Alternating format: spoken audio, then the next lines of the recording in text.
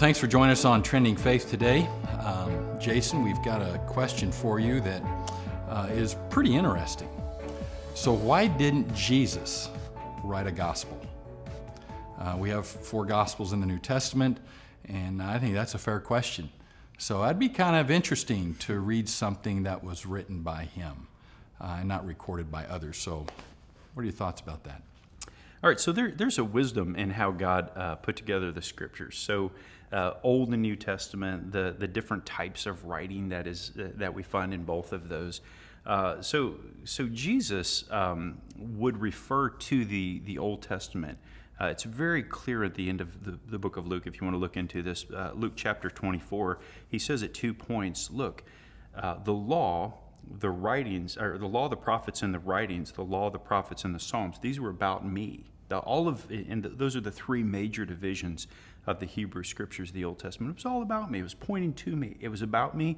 When I stepped into the light, the spotlight that was shining from the illumination of the Old Testament Scriptures, you should have recognized me as the Messiah. You should have understood that Christ is here. Now I am here. And so we see the apostles and those learning from the apostles, that firsthand testimony, writing those things down. Matthew was an apostle. Mark writing based on what Peter told him, Peter firsthand experience.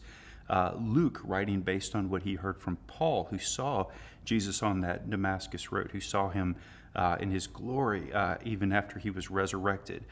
Same thing, John, an apostle, and so on. We have that. And so that testimony is so clearly there, that firsthand experience of what was going on.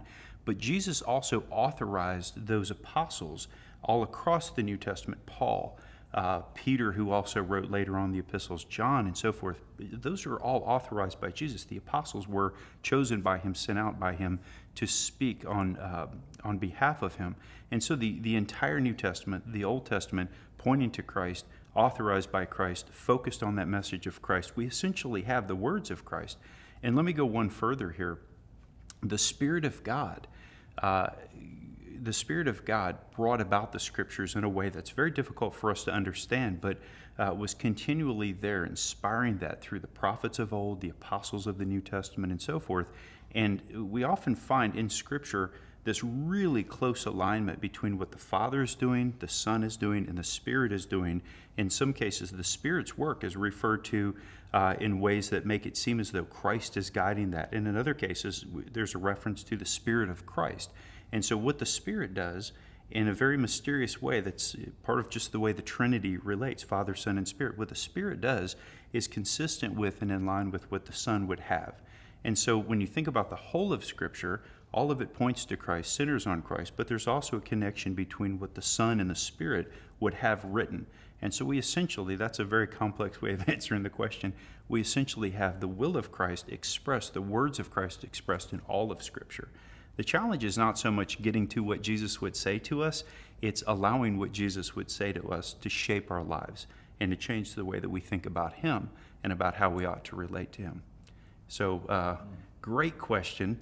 I get excited thinking that we might have a word from Christ and what that would be like, but the good news is we really do.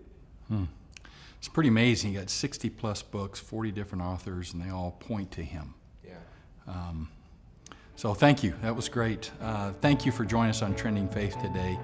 By the way, if you have any questions you'd like to send to us, please send it to trendingfaith@gcu.edu or #trendingfaith. See you next time.